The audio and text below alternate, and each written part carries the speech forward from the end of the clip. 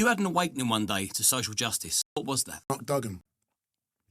Mark Duggan He was killed by the police. I'll rephrase that. He was assassinated. I'm going to say Mark Duggan was assassinated by the police. Who was Mark Duggan? Mark Duggan was I don't know Mark Duggan personally. I'm declaring that. I don't know Mark Duggan's family. I can only go by what I've read, research, and I know people who were involved. Yeah. But Mark Duggan was a gentleman who lived in Tottenham. I believe he was around the Broadwater Farm estate. He had family in that area. And the Broadwater Farm estate was synonymous with troubles back in 1985 when PC Blakelock sadly lost his life. So it was synonymous. And Mark was well known.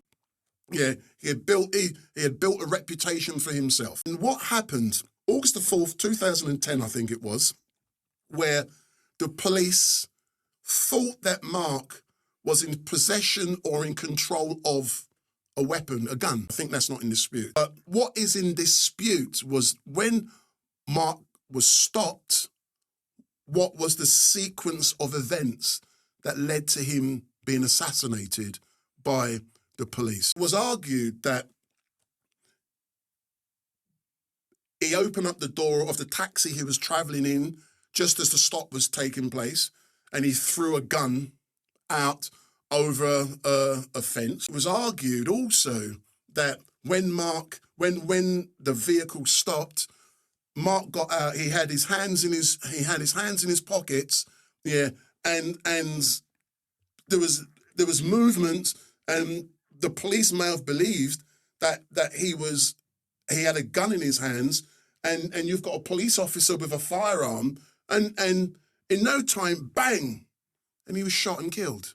Yeah, there has been a lot of denials in regards to what actually happened, what led to the police officer shooting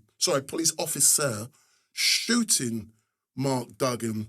But what transpired afterwards was that the family were not kept informed in regards to what happened. The community was angry. What then happened was community leaders and the community and family went to Tottenham police station for answers. They didn't get answers that they were looking for. They were like, go away, like you're nothing. And the family didn't get the answers they were looking for. Eventually, it erupted in Tottenham.